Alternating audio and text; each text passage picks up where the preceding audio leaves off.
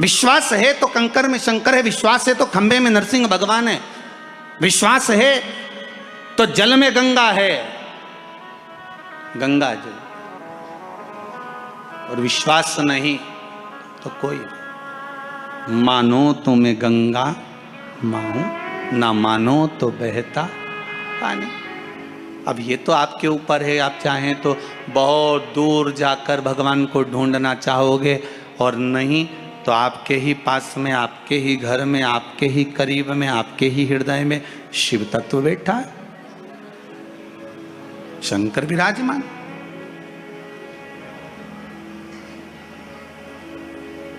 आप उसको ढूंढो। अब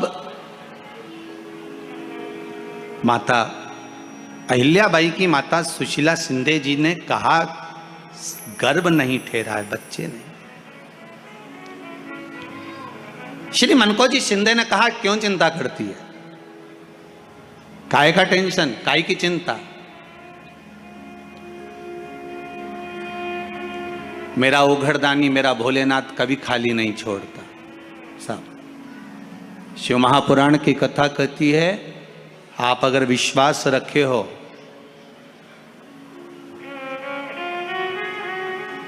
सफेद आंकड़े की जड़, जिस नारी का संतान नहीं हो, गर्भ नहीं ठहरा हो, सफेद आंकड़े की जड़, जिस देव अधिदेव महादेव की कथा जिस तुम्बरुका जी ने श्रवण कराई है, शंकर भगवान जिनके सामने बैठकर शिव पुराण की कथा सुन रहे हैं, उन तुम्बरुका जी का नाम लेकर शिवलिंग पे से 21 बार घुमाकर मंदिर में ही कमर पर 7वें दिन रजस्वला धर्म के जो बांध लेता है, और एक पीपल का पत्ता अवधूतेश्वर महादेव का नाम लेकर शंकर पर चढ़ाकर उसको गाय के दूध में उकाल कर रात्रि को दोनों पति पत्नी अगर पीकर सोते हैं, 3 महीने में भगवान भोलेनाथ उसकी गोद भर देते हैं। ये शिव तत्व, शंकर देता जरूर है। माता अंजना के यहां स्वयं शिव महापुराण की कथा कहती है, स्वयं शास्त्र वर्णन करता है, माता अंजना माता के गर्भ से संतान नहीं हुई। 42 वर्ष की माता अंजना हो गई थी, और 42 वर्ष की होने के बाद भी माता अंजना के गर्भ से संतान नहीं थी। जब संतान नहीं हुई तब बार बार निवेदन करा महाराज केसरी से, तब नहीं संतान हुई तब अपने पिता से जाकर निवेदन करा, पिताजी गौतम बाबा से निवेदन करती है माता अंजना कि मेरे गर्भ से संतान नहीं, मुझे औलाद नहीं, क्या करूं।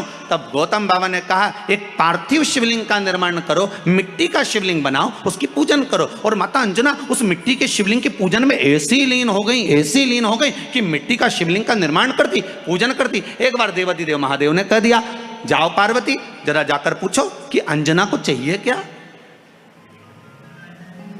अंजना माता को चाहिए क्या। अच्छा, सारे देवताओं को सबसे ज्यादा टेंशन देवाधिदेव महादेव से रहता है, क्योंकि ये बिना सोचे बिना समझे किसको क्या दिया है कोई भरोसा ही नहीं होता।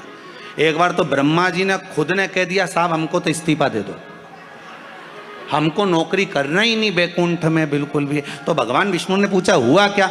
बस प्रभु, राजा श्वेत की अंतिम समय, प्राण छूटने का दिन, उसको यमराज लेने के लिए गए और देवाधिदेव महादेव वहां खड़े हो गए और क्या कहे, लेके मत चले जाना, उसकी अंतिम सांस, और क्या कहे लेके मत जाना। और मेरा बेटा जब लाने लगा तो उसके प्राणों को हर लिया, यमराज ही मर गया। फिर मेरी पोती गई मृत्यु देवी, उससे कहा उठा ला राजा श्वेत को। वो राजा श्वेत को जैसे ही मृत्यु देवी ने फांस डाली, भगवान शंकर ने उसको भी मार दिया। अब बताओ, सूर्य नारायण भगवान बोले कि मेरा बेटा भी मर गया, मेरी पोती भी मर गई, अब बताओ क्या करें। तो भगवान ब्रह्मा जी ने शंकर जी से जाकर कहा, भोलेनाथ ये आपकी आदत बहुत गलत है, जब इसको मरना था तो आपने क्यों बचाया। शंकर जी बोले मेरे मंदिर में बैठा था, जगह तो देखो कि कहां बैठा है।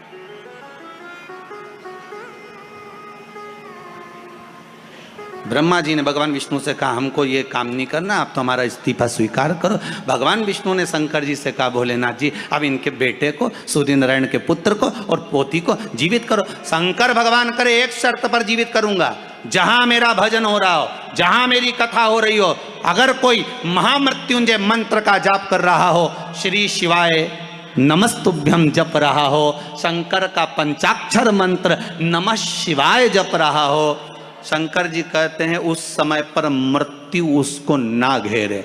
तो इतने में सूर्य नारायण भगवान कहते हैं शपथ लेता हूँ, संकल्प लेता हूँ, जहाँ आपका नाम होगा, अगर पृथ्वी पर कोई मरने का भी समय आ गया तो पहले आपसे पूछा जाएगा उठा ले, तुम बोलोगे तो बात दूसरी है। शंकर जी बोले हम बताएंगे तो उठाना, हम बोल दें अगर ये शंकर जी का नाम जप रही है और पड़ोसन नी जप रही है तो हम इशारा कर देंगे बाजू वाली को उठा लो, तुम टेंशन मत ले रहा हो।